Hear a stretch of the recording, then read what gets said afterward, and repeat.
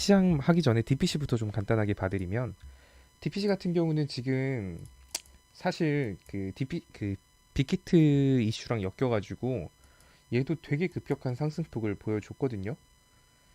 이격도, 그러니까 이격도라는 거는 일전에도 말씀드렸지만 이평선 간의 간격을 의미를 합니다. 주가는 이 간격 넓은 걸 별로 안 좋아해요. 그래서 항상 이런 식으로 수렴하는 걸 좋아하고, 수렴한 차트가 좋은 차트예요. 이격도가 넓은 차트는 이렇게 한번 무너지면 다음 구간까지 너무 크게 밀려서, 사실 DPC 같은 경우는 60일선을 이탈한 적이 7월달 9,000원부터 2만원 100% 정도 상승할 때까지 60일선을 이탈한 적이 단 한 번도 없었거든요. 그래서 원래 이 60일선을 디드면 여기서 이탈을 안 하고 반등을 하는 게 정상이었어요. 근데 이 깨졌던 시점이 아마 그때일 거예요. 시장이 갑작스럽게 무너졌던 시점. 그러면서 60일선이 자기 밥값을 못하고 너무나도 쉽게 자리를 내준 거죠.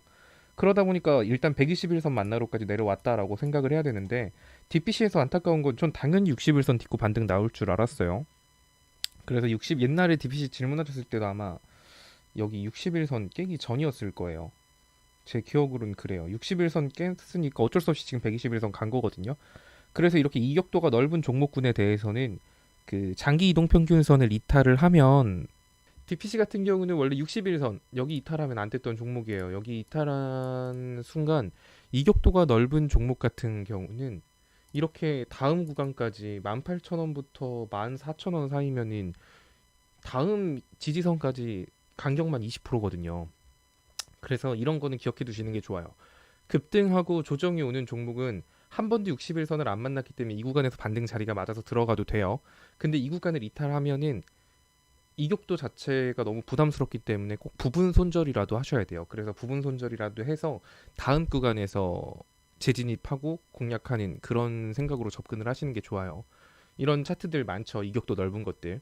자, 그럼 DPC 같은 경우도 사실 지금 상승폭 같은 경우가, 제가 항상 주가는 급격한 상승폭의 절반 수준까지 조정이 온다라고 말씀을 드렸죠.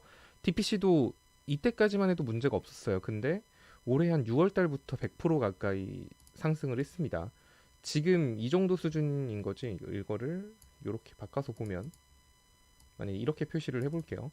그러면은 얘는 만 원부터 거의 2만 원 정도 선까지 급격한 상승폭을 보여준 거죠. 그러면 항상 제가 말씀드렸던 급격한 상승폭의 절반 정도 선까지는 항상 기술적으로 조정이 온다라고 말씀을 드렸어요. 자, 그 자리가 지금 구간이죠. 그러니까 지금 DPC는 어찌 보면은 월봉상 조정을 주고 있다라고 봐도 돼요.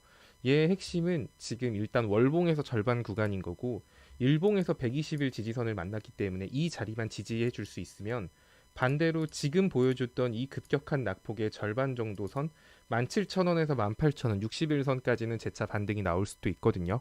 그래서 DPC를 투자하고 계신 분들 입장에서는 이 121선 부근 내서 딱 1거래일 정도? 지금 시장에서는 또 횡보 안 하고 이렇게 그냥 한 1, 2거래일 여기서 그냥 놀아주고 올라가기보다는 너무 시장의 변동성이 크다 보니까 또 추매 타이밍을 놓칠 수도 있으니, DPC는 14,000원이 온다라고 하면 그 구간에서 일단은 뭐 물려 계신 분들 혹은 신규 진입하고 싶으신 분들은 신규 진입을 하셔도 될 것 같아요. 대신에 14,000원에서 손절가는 한 3% 정도 잡고, 자, 그럼 내가 여기서 DPC를 고점에 물려 있어요. 그래서 14,000원에서 추매를 했네요. 근데 14,000원에서 3% 정도 이탈을 했어요. 그러면은 그냥 다 들고 있는 게 아니라 이 14,000원에서 잡은 물량 있죠. 여기서 내가 뭐 예를 들어 100주를 잡았으면, 200주를 잡았으면 여기서 잡은 물량만큼만 손절하고 다음 구간 보시면 돼요. 근데 그냥 여기서 이탈했는데 그 물량도 그냥 안고 가기 시작을 하면은 DPC 하나에 내 투자금 다 들어가는 경우가 생길 수 있거든요.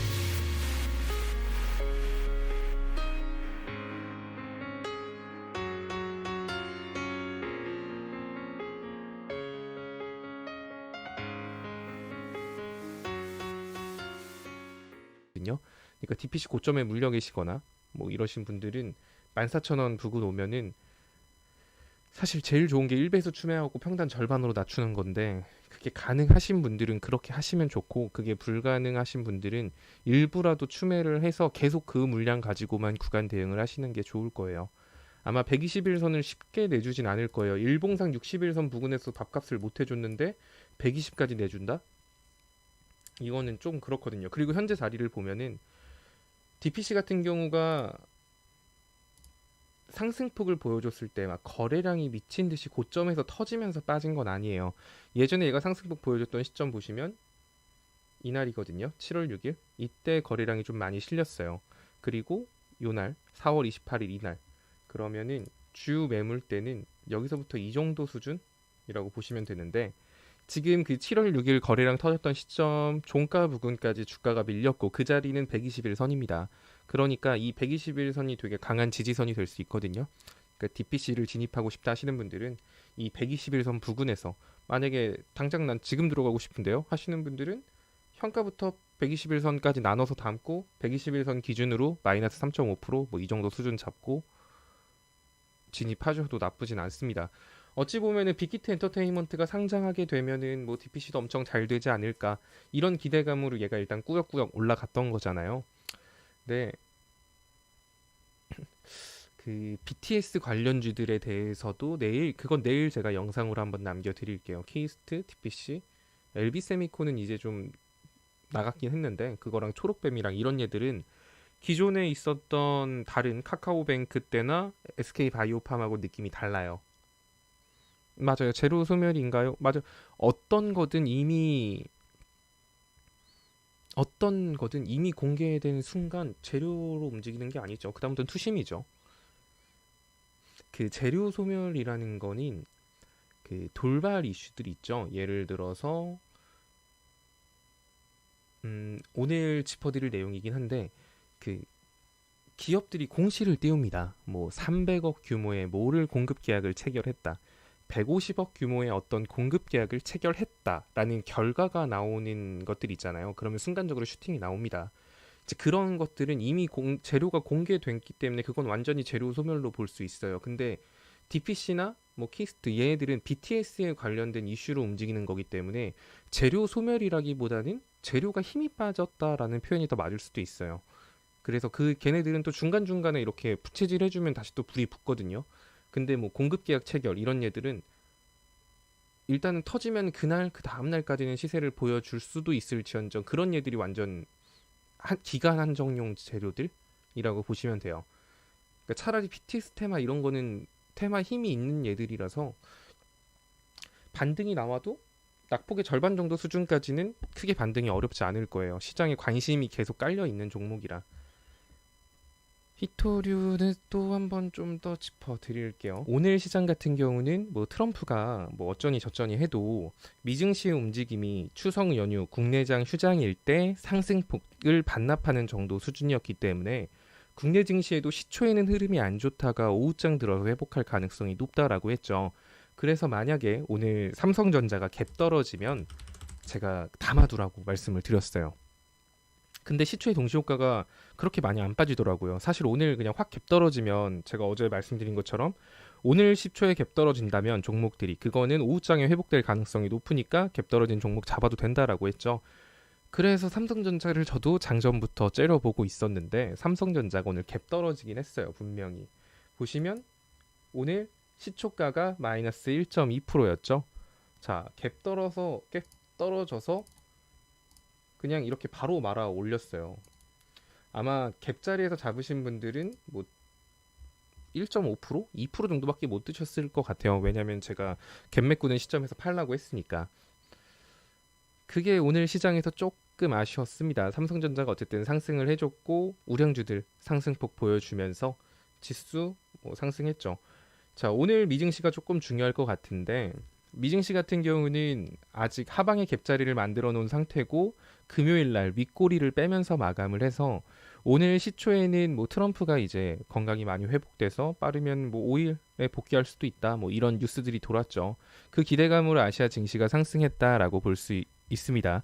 그런데 만약에 오늘 히토류줄 움직이를 좋았잖아요. 움직임들 트럼프가 뭐 히토류들 뭐 이제 자국 생산 어째 표현이 이상한데 그 중국 의존도를 줄인다라는 행정 서명에 서명을 했다. 행정 명령에 서명을 했다. 이 이슈 때문에 히토류주들이 꿈틀꿈틀했는데 만약에 지금 중국 증시가 휴장이 아니었으면 또 이제 그런 발언들이 그런 발언들, 이렇게 중국하고 괜히 마찰이 생길 수도 있는 이런 요소들이기 때문에 중국 증시가 그 뉴스에 흔들렸으면은 아시아 증시도 중국 증시 따라 떨어졌을 수도 있어요. 근데 지금 중국 증시가 휴장이고 그러다 보니까 뭐 그냥 적당히 아시아 증시 올라갔다. 그리고 트럼프도 이제 건강을 이 그렇게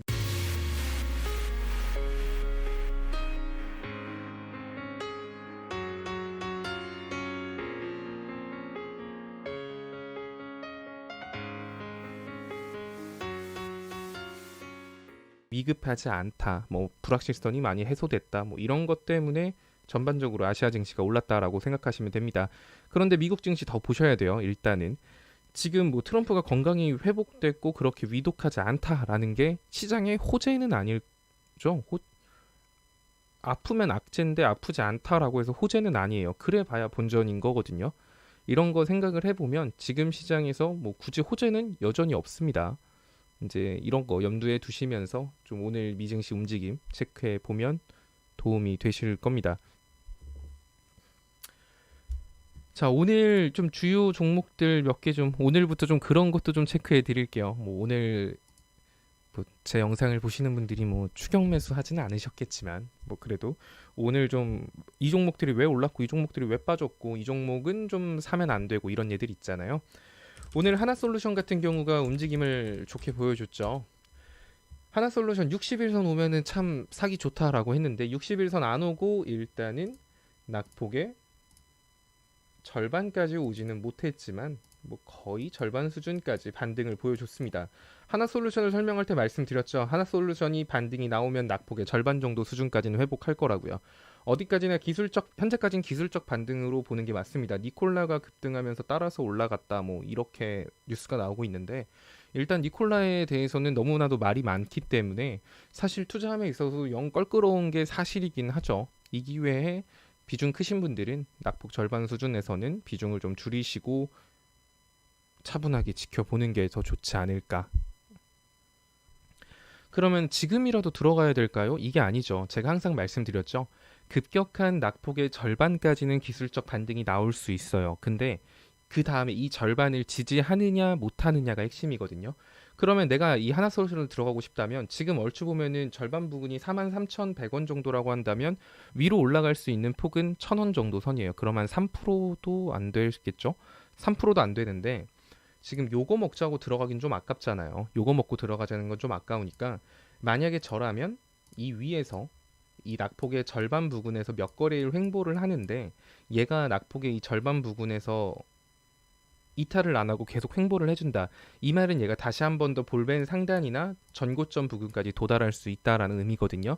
그러니까 지금 이거 먹자고 들어갔는데 만약에 낙폭 절반 회복 못하고 찍고 바로 빠져버리면 물려요. 그럴 바에는 내가 조금 비싸게 사더라도 좀 더 안전한 구간을 기다렸다 사는 게 맞을 거고요. 신규 진입하시는 분들 입장에서는. 그리고 반대로 얘를 들고 계신 분들 입장에서도 일단 낙폭의 절반 부근이 오면 내가 지금 손실이든 수익이든 일부는 그냥 털어내는 거예요. 왜냐면은 낙폭의 절반이 목표가니까. 이게 기술적 반등인지 아니면 다시 상승 추세를 잡는 건지 확인할 수 없으니까 낙폭의 절반 부근 오면은 비중을 줄여놓고 만약에 남은 물량이 잘 횡보해서 올라가요. 그럼 그때 추격 매수를 다시 하시든지 남은 물량 가지고 많이 먹으시든지 하시면 되는 거고 만약에 이 낙폭 절반에서 지지 못하고 밀리면 다음번에 60일선 부근까지 밀릴 거예요. 그러면 이때 팔았던 물량 이때 다시 잡아서 평단 조절해서 또 이렇게 하면 되겠죠. SK바이오팜 같은 경우는 윗갭도 있어요. 와, 윗갭도 있으니까 이거는 와 여기서 샀으면 무조건 먹네. 뭐 시간이 걸려도 먹겠구만. 이렇게 생각해서 들어가신 분들도 계실 거예요. 근데 그분들이 망각한 거는 애초에 여기도 갭이 있어요. 이거 윗갭만 생각하신 거죠. 근데 아직 이 갭도 있다라는 거는 분명히 인지를 하고 들어가신 분들은 아 여기까지도 빠질 수 있겠네 12만 7천 원까지 이걸 인지하셨을 거예요. 그럼 여기서부터 여기까지 빠지면 20% 빠져야 되거든요. 그럼 여기서부터 나눠서 들어간다 라는 생각으로 들어가신 거면 상관이 없어요. 일단 이 친구 같은 경우는 기간 보호 예수 해제로 인해서 낙폭이 나왔고 아직도 한 500만 주 남아 있는 걸로 알고 있어요. 그래서 충분히 아래 갭자리까지도 메꿀 수 있다라는 거. 다만 이 친구는 오늘 월요일 날 개파락이 나왔기 때문에 주봉갭 자리가 생겼습니다. 주봉갭 자리는 이거는 뭐 사실 진짜 거의 무조건 메꾼다라고 보시면 돼요. 다만 지금 아랫갭 자리도 남아 있는 상황이기 때문에 아예 여기까지 열어두고 뭐 보초병 정도 세워둔다라는 거는 상관없지만 지금부터 주봉갭 자리고 무조건 메꾼다 그랬는데 그럼 여기서 먹으면 10% 아니야? 이런 생각으로 지금 여기다가 가지고 있는 돈을 다 몰빵을 했는데 얘가 이 아랫갭 자리까지 메꾸면 손실률 엄청 커질 거고요. 아랫갭 자리 메꾸고 뭐 기간 보호 예수 물량 풀리고 와서 만약에 더 빠져봐요. 그러면은 10% 먹자고 들어갔다가 마이너스 40% 마이너스 50%를 그냥 기다려야 될 수도 있잖아요. 그러니까 들어간다고 하신다면 얘도 뭐 이 주봉 갭자리는 있긴 한데 조금 부담스러우니까 많이는 사지 말고 보초병만 조금 세워놓고 아랫갭자리 메꾸면 본대에 넣기보다는 조금 더 놓고 뭐 이런 생각으로 해보자. 뭐 이런 식의 관점으로 접근하기에는 나쁘지 않을 것 같아요. 당장에는 조금 부담스럽다. 당장에는 보초병 수준만 들어가시는 게 좋을 것 같아요. 만약에 매매하고 싶으신 분들은.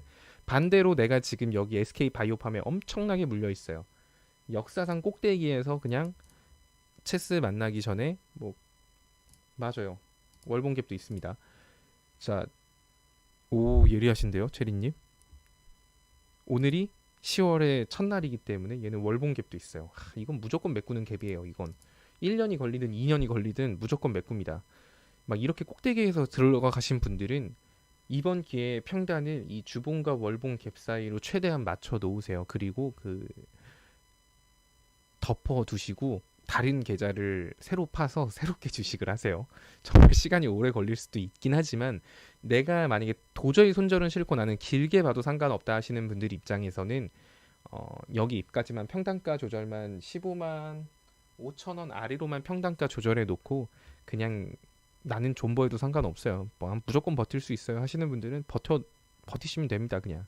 그리고 계속 보면 스트레스 받으니까 이런 종목이 있을 때는 계좌를 다른 곳으로 옮겨 놓는 것도 하나의 방법입니다.